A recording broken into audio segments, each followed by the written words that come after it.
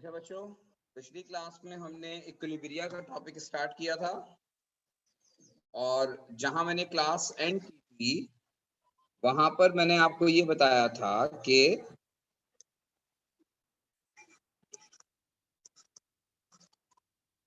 Equilibria दो तरह के होते हैं, एक स्टैटिक और एक डायनामिक। डायनामिक इक्विलिब्रिया का मतलब हम केमिस्ट्री में ये लेते हैं कि when rate of forward reaction become equal to rate of backward reaction.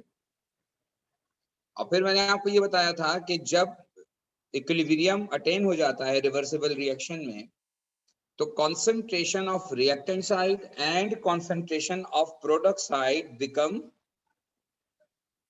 constant, not equal. Concentration of reactant side and concentration of product side become constant.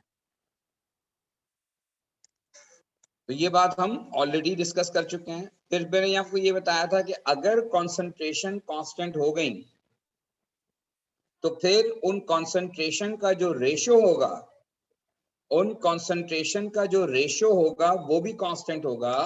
और उस रेशियो को मैंने कहा था कि हम रिप्रेजेंट करते हैं by capital K C, that is equilibrium constant.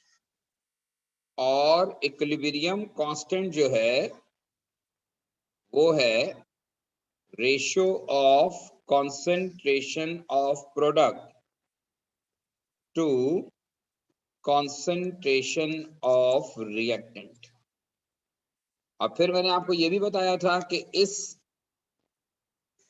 Expression को हम इक्विलिब्रियम एक्सप्रेशन कहते हैं, ठीक है। और जहां तक केसी के यूनिट का ताल्लुक है, ये अब नई बात बता रहा हूं, पिछली क्लास में हमने नहीं की थी। यूनिट ऑफ केसी जो होता है वो नॉट स्पेसिफिक होता है, फिक्स्ड यूनिट नहीं होता। और यूनिट ऑफ केसी डिपेंड करता है, depends upon expression, it depends upon equilibrium expression। कैसे, ये अभी मैं आपको बताता हूं। अच्छा, कुछ स्टूडेंट आमतौर पर अगर आपसे पूछता मैं अगर कि ये बताओ केसी का यूनिट क्या होता है, तो आप फौरन जवाब देते नो यूनिट, क्योंकि नॉर्मली स्टूडेंट कहते हैं कि समझते हैं कि जनाब ये तो रेशियो है, तो रेशियो का कोई यूनिट नहीं होता। ऐसा नहीं है। रेशियो का यूनिट उस वक्त नहीं होगा जब डिनोमिनेटर और नोमिनेटर जो है वो दोनों जगहों पर वैल्यूज सेम होंगी। अगर x square divided by x square है तो फिर वो कैंसिल आउट हो जाएगा, आंसर 1 आएगा, तो there will be no unit. लेकिन इन केस ऑफ केसी का सम टाइम यूनिट होता है और सम टाइम यूनिट नहीं होता। अब कब होगा कब नहीं होगा इस पर अभी हम बात करते हैं। अच्छा, अब फर्ज कीजिए कि एक इक्वेशन मैं यहां पर लिख रहा हूं, A gaseous plus B gaseous to form A B gaseous. ये है एक रिवर्सिबल रिएक्शन जिसमें A and B are reactant और प्रोडक्ट साइड पर ए बी हमारा एक प्रोडक्ट है। और आपसे एग्जाम में कहा जाता है कि राइट इक्विलिब्रियम एक्सप्रेशन। ये सवाल एमसीक्यूज में भी आता है और ये सवाल पेपर 2 में भी आता है, 1 मार्क का। और पेपर 2 में फिर आप इक्विलिब्रियम एक्सप्रेशन लिखकर आगे इसके न्यूमेरिकल्स होते हैं वो भी हम सॉल्व करते हैं। लेकिन बहरहाल अभी फिलहाल हमें समझना है कि how to write equilibrium expression.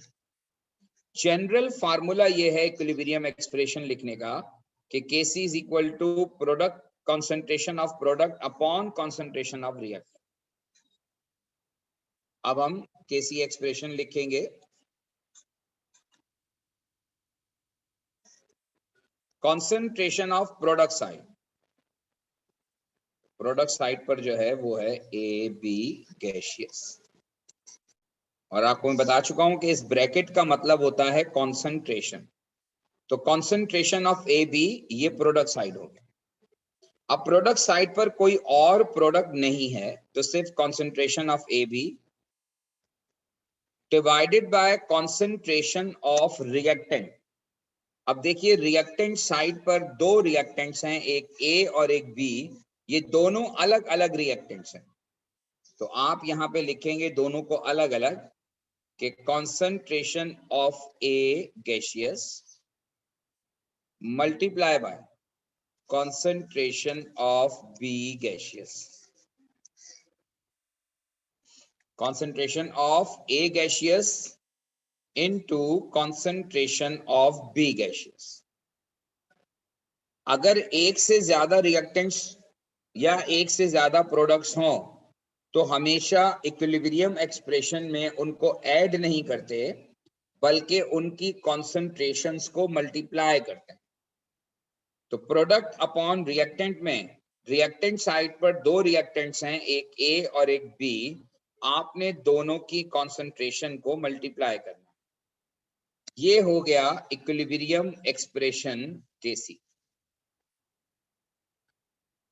और अगर मैं इसका यूनिट आइडेंटिफाई करूं, यूनिट की बात करूं, तो यूनिट में आप देखें कॉन्सेंट्रेशन का यूनिट क्या होता है, मोल पर डीएम क्यूब, और divided by product, product side पर ए और बी है तो प्रोडक्ट साइड पर कॉन्सेंट्रेशन का यूनिट, ए का unit mole per dm cube और बी का यूनिट भी होगा मोल पर डीएम क्यूब। तो अब ये मोल per dm cube, mole per dm cube are cancel out, तो अब जो यूनिट बनेगा इस एक्सप्रेशन का वो 1 upon mole per dm cube होगा, या आप इसको लिखेंगे डीएम क्यूब पर मोल, मोल पर डीएम क्यूब या डीएम क्यूब पर मोल। ये केसी का यूनिट है जो हम यहां पर यूज करेंगे।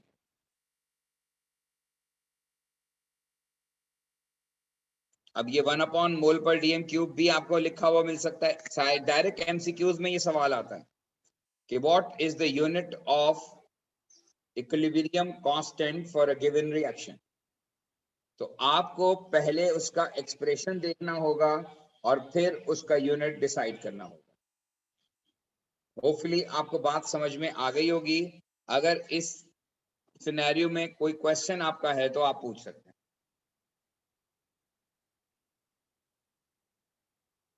ठीक है जी, अगली एग्जांपल पर आते हैं,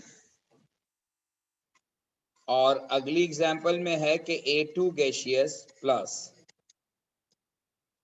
X2 गैसियस और 2A2 गैसियस प्लस X2, और ये फर्ज करें प्रोडक्ट बन गया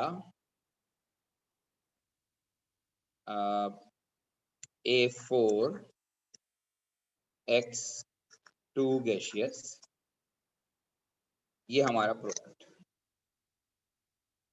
अब हम इसके लिए इक्विलिब्रियम एक्सप्रेशन लिखेंगे एंड देन हम डिसाइड करेंगे इसका यूनिट। अब product upon reactant, product side पर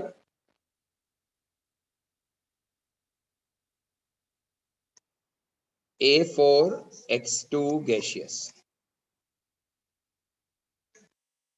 ये प्रोडक्ट साइड हो गई, divided by reactant side, reactant side पर A2 एक रिएक्टेंट है, A2 गैसियस। अच्छा, और A2 के साथ जो कोफिशिएंट है वो 2 है। अगर कोफिशिएंट 1 से ज्यादा हो तो जो भी कोफिशिएंट होगा उसे हम पावर में कन्वर्ट करते हैं। देखो A2 टेकिंग ट्वाइस का मतलब है कि A2 दो दफा है। इसका मतलब है कि एक्सप्रेशन में आपको A2 दो दफा लिखना है, A2 मल्टीप्लाई बाय A2। तो A2 मल्टीप्लाई बाय A2 का मतलब ये A2 का स्क्वायर हो जाए। तो शॉर्टकट ये है कि what ever the coefficient you have it will convert into power. जो भी कोफिशिएंट है it will convert into power. और नेक्स्ट जो है वो X2 गैसियस है,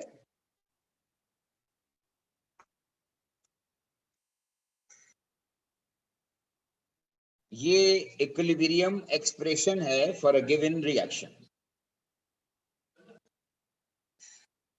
और अब अगर आप इसका यूनिट आइडेंटिफाई करें तो यूनिट के लिए ये देखिए आप कि A4X2 का जो यूनिट है वो मोल पर डीएम क्यूब है और X2 का यूनिट अगेन मोल पर डीएम क्यूब। तो इन दोनों के यूनिट एक दूसरे से कैंसिल आउट हो जाएंगे, मोल पर डीएम क्यूब और मोल पर डीएम क्यूब। और अब यहाँ पे बचेगा 1 upon mole per dm cube का square. 1 upon mole per dm cube का स्क्वायर, ये इसका यूनिट हो जाएगा। और अगर आप इसको सॉल्व करेंगे 1 upon mole per dm cube को, तो ये मोल स्क्वायर डीएम माइनस 6 और ये ऊपर होकर आ जाएगा DM 6 mole minus 2, DM 6 mole minus 2।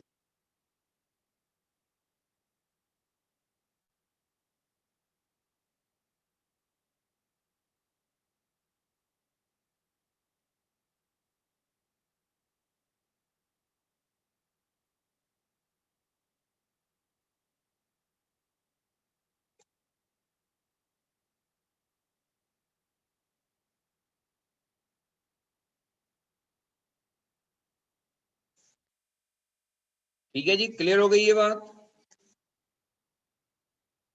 अगर कोई क्वेश्चन है तो पूछ सकते हैं आप। राइट, अब हम एक स्पेसिफिक रिएक्शन पर आ जाते हैं कि PCl5 गैसियस रिवर्सिबल रिएक्शन है to form PCl3 gaseous plus chlorine gaseous. और अब आप इस रिएक्शन के लिए इक्विलिब्रियम एक्सप्रेशन लिखेंगे। तो इक्विलिब्रियम एक्सप्रेशन लिखने के लिए Kc is equal to concentration of product side. अब कॉन्सेंट्रेशन ऑफ प्रोडक्ट साइड में आपके पास दो प्रोडक्ट्स हैं। एक प्रोडक्ट है PCl3 गैसियस और ये दोनों प्रोडक्ट आपस में ऐड हो रहे हैं। तो मैंने कहा था जब ऐड हो रहे हो तो एक्सप्रेशन में वो मल्टीप्लाई हो जाते हैं। तो PCl3 multiply by chlorine gaseous,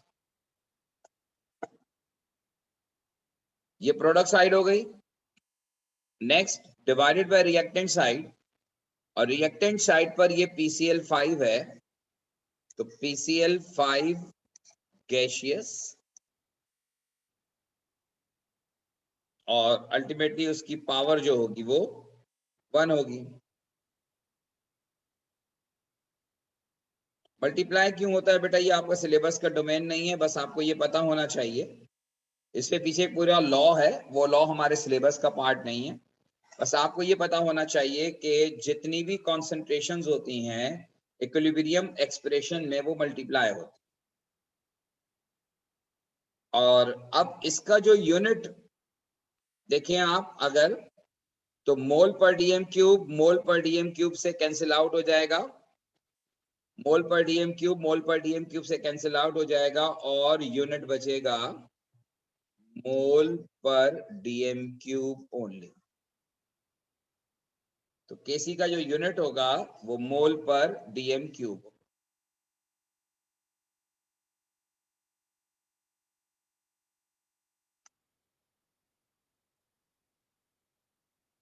ठीक है जी, क्लियर हो गई ये बात? अगर कंफ्यूजन है तो बताइए।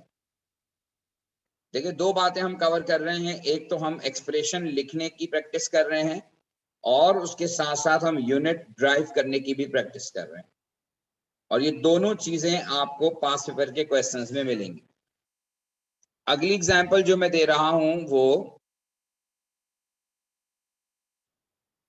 ये रिएक्शन के 2 ammonia gaseous to form nitrogen gaseous plus 3 mole of hydrogen gaseous. अब आपको इस इक्वेशन के लिए एक्सप्रेशन लिखें और फिर उसके बाद इसका यूनिट आइडेंटिफाई करें।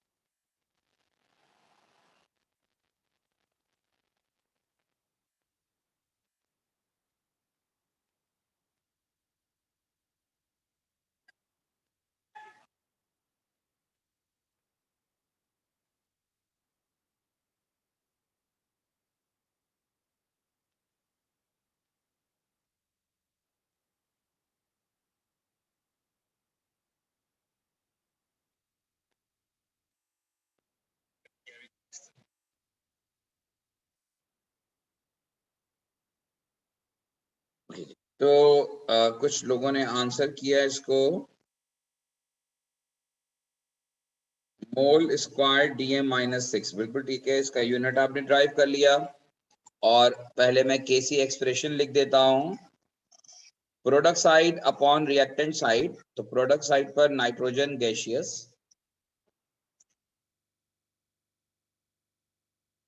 इनटू हाइड्रोजन गैसियस पावर 3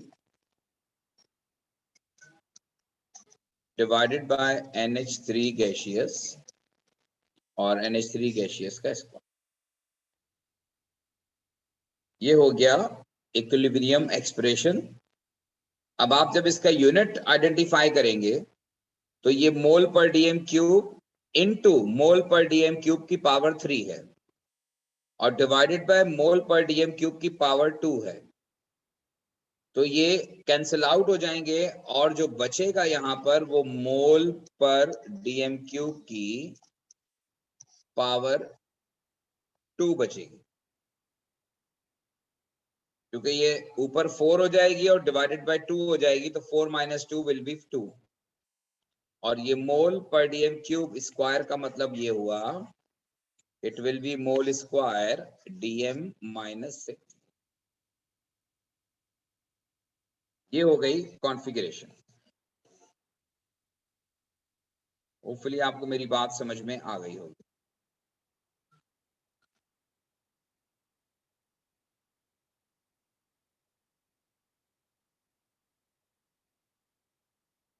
ठीक है जी, क्लियर है ये बात? जी सर, क्लियर है।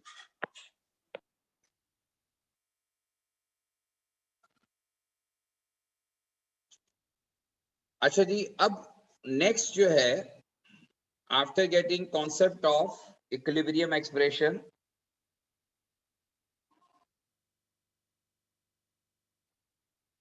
अच्छा इक्विलिब्रियम एक्सप्रेशन जब आप लिखते हैं केसी एक्सप्रेशन, अभी आपने जितनी एग्जांपल्स देखी हैं उनमें तमाम के तमाम स्टेट सिंबल्स जो मैंने लिखे थे वो गैसियस थे।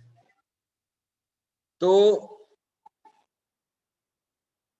अगर आपका स्टेट सिंबल लिक्विड है या स्टेट सिंबल एक्वस है तो वो भी इक्विलिब्रियम एक्सप्रेशन में इंक्लूड होते हैं।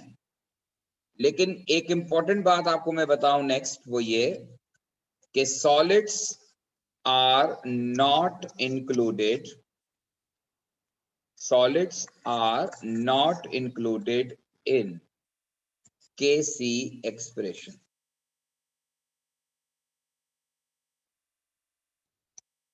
Kc expression में हम solids को include नहीं करते। Solids are not included in Kc expression। और जब हम कहते हैं कि solids are not included in Kc expression, तो ऐसा कोई भी रिएक्शन हो जिसके अंदर सॉलिड स्टेट इन्वॉल्व हो। एक तो ये हो सकता है कि स्टेट गिवन ही ना हो, फिर तो कोई मसला नहीं है। लेकिन अगर स्टेट गिवन है और स्टेट में कोई सॉलिड स्टेट में है सब्सटेंस, तो सॉलिड की कंसंट्रेशन नहीं होती, क्योंकि कंसंट्रेशन का यूनिट होता है number of moles present in 1 DM cube. तो सॉलिड्स जो होते हैं उनका अपना फिक्स वॉल्यूम होता है, फिक्स मास होता है, तो सॉलिड्स की कॉन्सेंट्रेशन नहीं होती। हाँ, सॉलिड को जब आप वाटर में डिसॉल्व करते हैं, उनका एक्वस सोल्यूशन बनाते हैं, तो उनकी कॉन्सेंट्रेशन होती है। तो इसीलिए मैंने आपसे कहा कि aqueous solutions are included in Kc expression, liquids and gases are included in Kc expression, but solids are not included in Kc expression. अब जैसे अगर मैं यहाँ लिखता हूं कि calcium carbonate solid is decomposed to form calcium oxide solid plus carbon dioxide gaseous. अब ये आ गया सवाल और आपको इसके लिए Kc एक्सप्रेशन लिखना है। अब केसी एक्सप्रेशन जो होता है वो प्रोडक्ट अपॉन रिएक्टेंट होता है, और प्रोडक्ट अपॉन रिएक्टेंट का मतलब ये है, प्रोडक्ट अपॉन रिएक्टेंट का मतलब ये है कि carbon dioxide is included as product, carbon dioxide gaseous, calcium oxide is not included, और divided by calcium carbonate solid, calcium carbonate solid is also not included.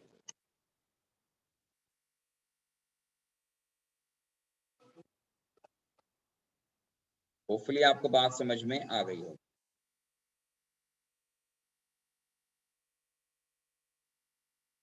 और इस केस में जो यूनिट बनेगा वो मोल पर डीएम क्यूब बनेगा।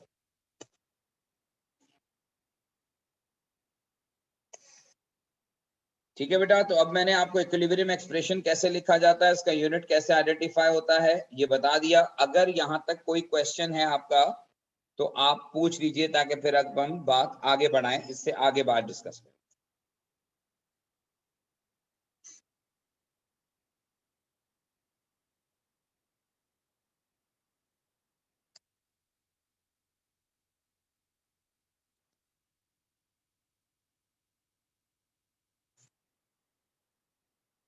कहां तक ऊपर कर दूं भाई? आप लोग स्क्रीनशॉट्स एक साथ ले लिया करें एक ही वक्त, जब स्लाइड चल रही हो। सर केसी निकालते वक्त स्टेट सिंबल लिखना जरूरी होता है? इंटरनेशनली जो है वो जरूरी है। अगर आपको स्टेट सिंबल्स गिवन है तो लिखना जरूरी है।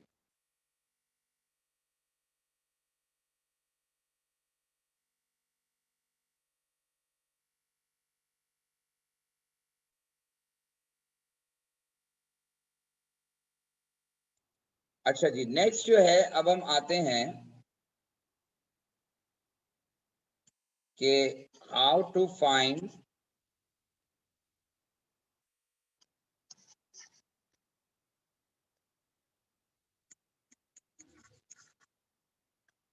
Equilibrium concentration and Kc value।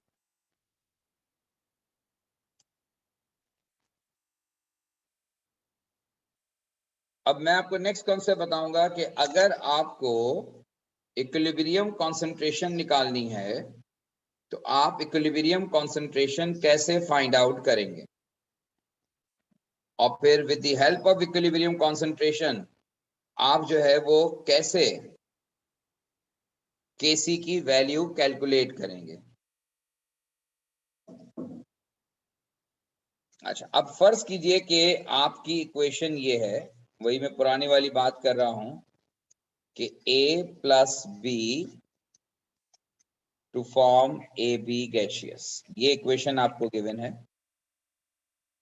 और फर्स्ट कीजिए कि आपसे कहा जा रहा है कि हमने स्टार्ट किया है ये reaction, and initial concentration of A is 0.50 mole per dm cube, initial concentration of B is also 0.5 mole per dm cube.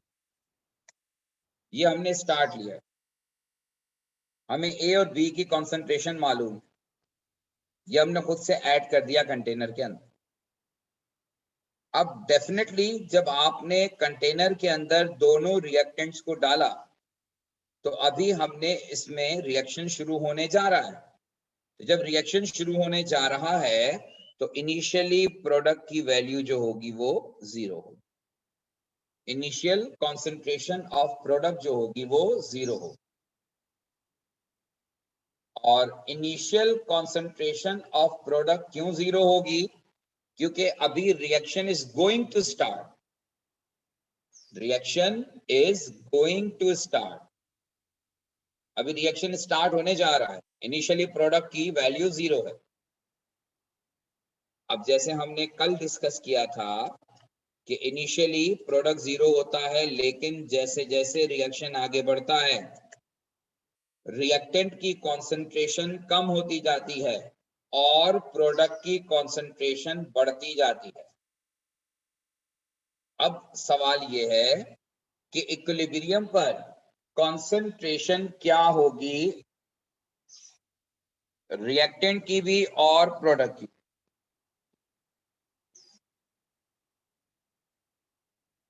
अगर कोई मेरी हेल्प करे।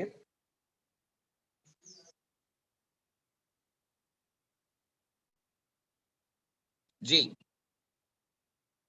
आपको ये नहीं पता कि कितना रिएक्टेंट प्रोडक्ट में कन्वर्ट होगा, लेकिन ये जरूर पता है कि ए और बी का जो रेशो है वो 1:1 है। और आपको ये भी पता है कि जितना ए रिएक्ट करेगा उतना ही बी रिएक्ट करेगा।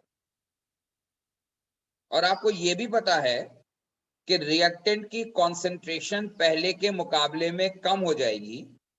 यानी कि 0.50 से अगर हमने शुरू किया है तो जब इक्विलिब्रियम अचीव होगा तो इसकी कॉन्सेंट्रेशन 0.50 नहीं होगी बल्कि इससे कम होगी।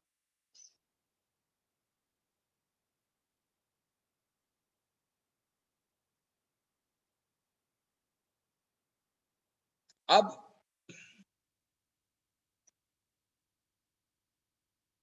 इक्विलिब्रियम पर 0.50 जो कि ए की इनिशियल कॉन्सेंट्रेशन है और इसमें से मैं -x कर रहा हूं। -x, x वो अमाउंट है रिएक्टेंट का जो यूज अप हो गया। मुझे नहीं पता कितना है, इसलिए मैंने -x कर दिया कि वंस इक्विलिब्रियम इज रीच्ड तो concentration of A will be 0.50 minus x। 0.50 minus x हो जाए। x is the amount of A, concentration of A, which is converted into product. अब आ जाइए आप B पर। B भी इनिशियली 0.50 था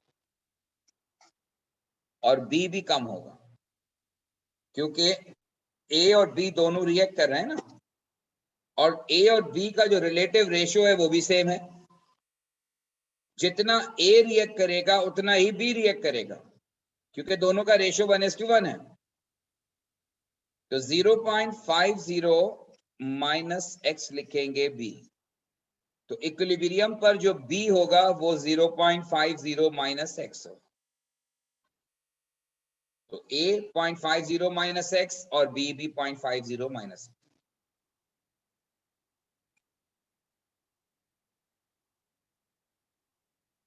अगर किसी को इसमें कोई कंफ्यूजन है तो बताइए। अगर यहां से x माइनस हो रहा है तो यहां से भी x माइनस हो रहा है। x का मतलब वो अमाउंट जो प्रोडक्ट में कन्वर्ट हो गया। तो जितना रिएक्टेंट A कंज्यूम होगा उतना ही रिएक्टेंट B कंज्यूम होगा। जितना रिएक्टेंट A बचेगा उतना ही रिएक्टेंट B बचेगा क्योंकि दोनों की इनिशियल कॉन्सेंट्रेशन सेम है। तो 0.50 minus x is equilibrium concentration of A as well as equilibrium concentration of B. अब अगला सवाल ये है कि प्रोडक्ट कितना बनेगा। रेशियो ये कहता है कि 1 mole of A will produce 1 mole of AB, यानी जितना A इस्तेमाल होगा उतना ही प्रोडक्ट AB प्रोड्यूस होगा। तो अगर A इस्तेमाल हुआ x मोल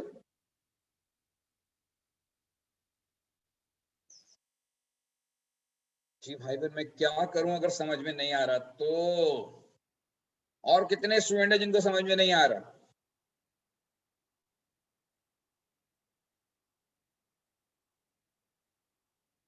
आपको अगर x अच्छा नहीं लगा, y लिख दें, z लिख दें, p लिख दें, t लिख दें, n लिख दें, o लिख दें, कुछ भी लिख दें। मैं तो ये बात कर रहा हूं कि जब आपने इनिशियली रिएक्शन शुरू किया था उस वक्त 0.50 मोल पर डीएम क्यूब थी कंसंट्रेशन ऑफ A, और जब इक्विलिब्रियम अचीव होगा तो A की कंसंट्रेशन कम होगी। A हमारा रिएक्टेंट है, A कम हो जाएगा। कितना कम होगा मुझे नहीं पता, तो मैंने लिखा कि 0.50 में से x चला जाएगा, x कम हो जाएगा। x एक अननोन अमाउंट है जो कि रिएक्ट कर जाएगा, मुझे अभी नहीं पता x कितना होगा। तो आप x की जगह y लिख दें, z लिख दें, p लिख दें, t लिख दें, doesn't make any difference. x show कर रहा है कि x वो अमाउंट है a का जो कंज्यूम हो गया, जो इस्तेमाल हो गया, और 0.50 माइनस x का मतलब ये है कि ये वो अमाउंट है जो इक्विलिब्रियम पर बाकी है।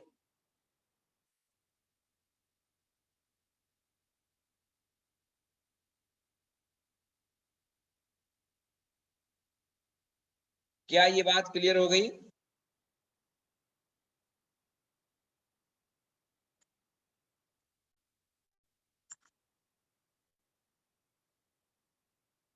जो प्रोडक्ट बनेगा वो x बनेगा।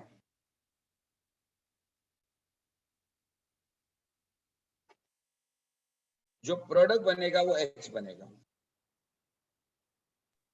सर प्रोडक्ट 2x नहीं बनेगा? वहां से भी x निकल रहा है, इधर से भी x निकल रहा है, तो 2x। बेटा काश के मैं आपको मैथ्स पढ़ा रहा होता। मैथ्स नहीं है बेटा, सर तो a और b दोनों से निकल रहा है ना x। ये तो कह रहा हूँ केमिस्ट्री है ये भाई। ये मैथ्स वाले समझ ही नहीं सकते। मैथ्स वालों के तो ऊपर से गुजर जाएगा कि 2x निकलने और 1x कैसे बन रहा है। लेकिन केमिस्ट्री में ऐसे ही होता है, 2x निकलते हैं, 1x बनता है। अच्छा बात ये है कि आप मुझे ये बताइए, अभी छोड़ दीजिए मैंने x लिखा है या y लिखा है, अभी मुझे ये बताइए कि रिएक्शन को देखिए। इस रिएक्शन में एक A और एक B मिलकर एक AB बना रहे हैं, तब तो आपने कोई एतराज नहीं किया कि दो मिलकर एक क्यों बना रहे हैं। क्या आपको मेरी बात समझ में आ रही है? जी सर, लेकिन वो इक्वेशन तो कहती प्रोडक्ट है है, ना। जी बोले। इधर समझ आ रहे सवाल।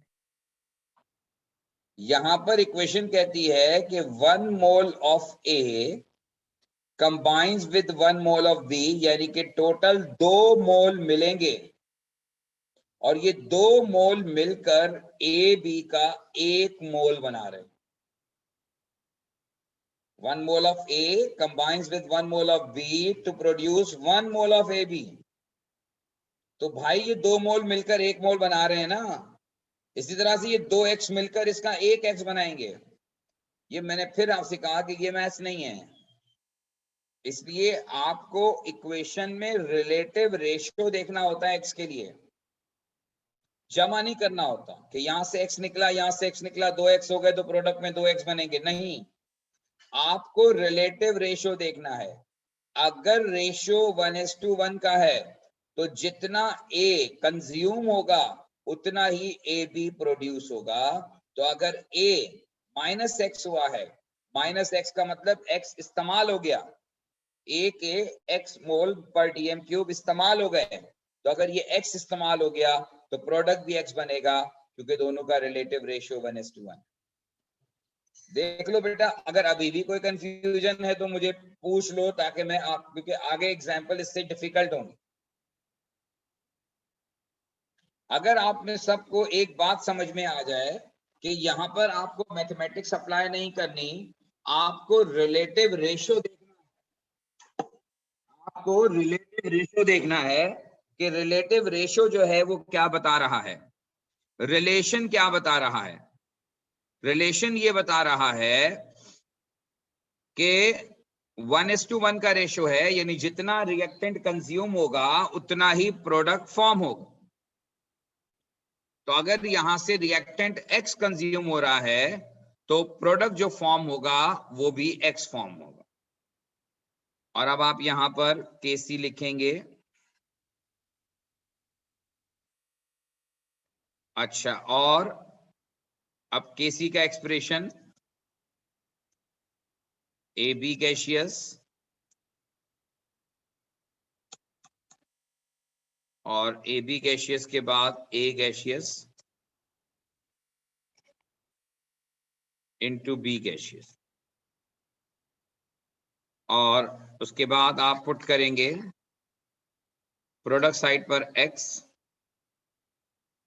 Divided by 0.50 minus X into 0.50 minus X।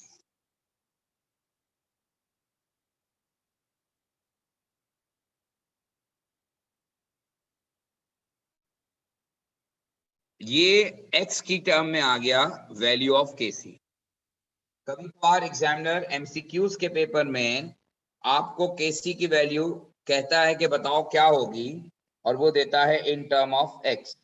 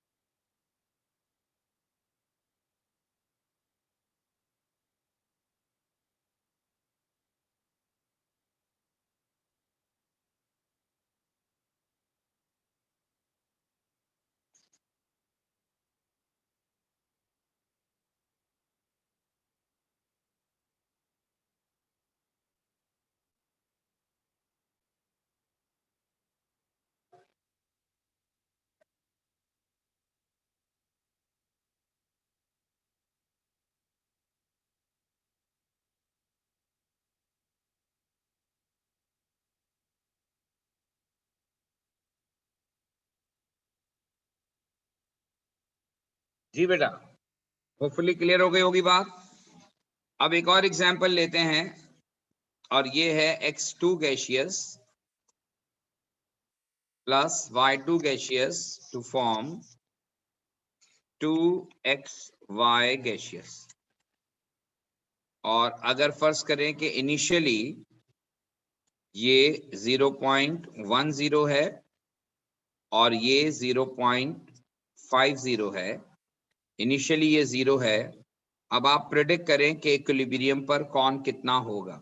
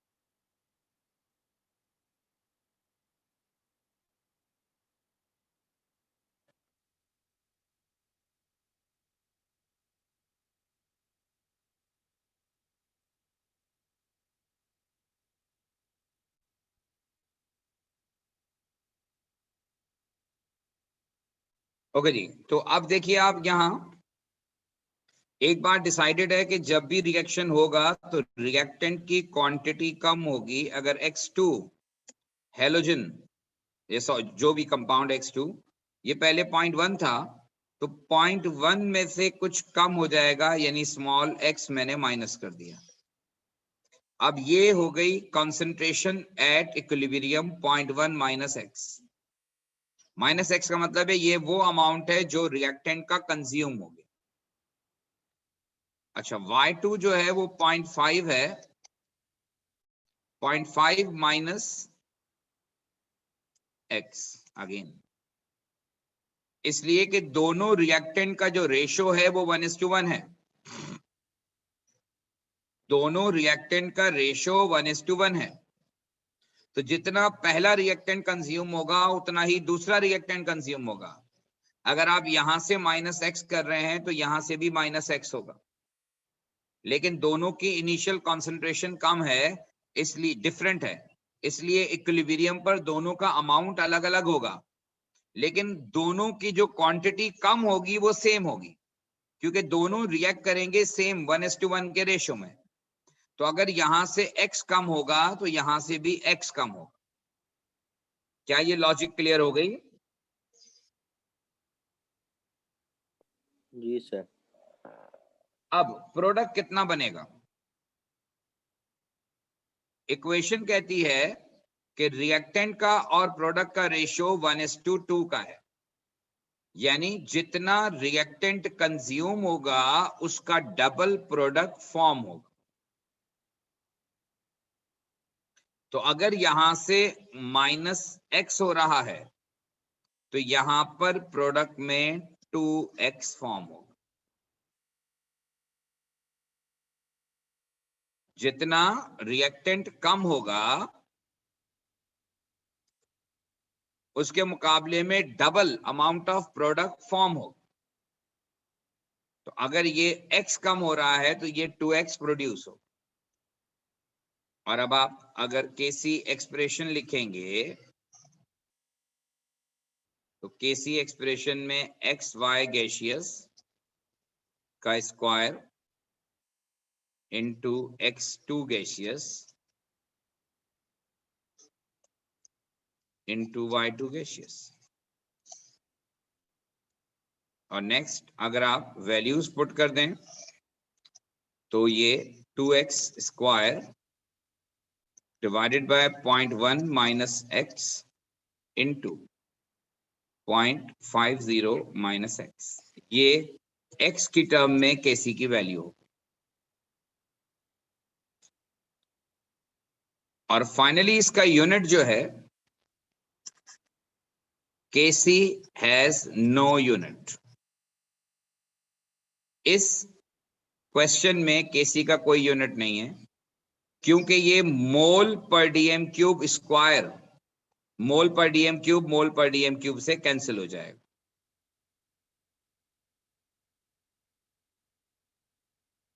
जो भी रेशियो होगा वही x की वैल्यू होगी।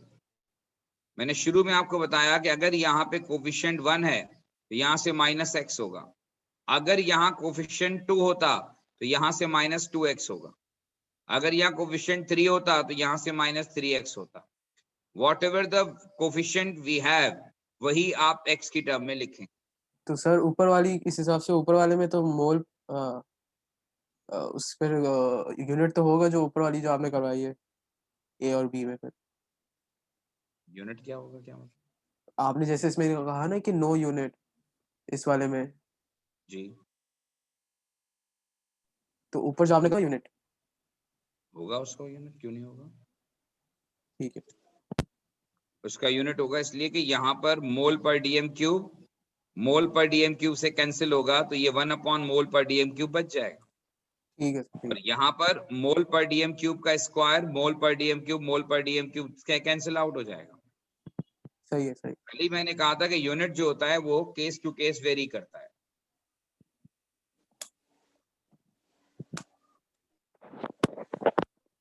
ठीक है जी, बाकी बात इंशाल्लाह कल करेंगे।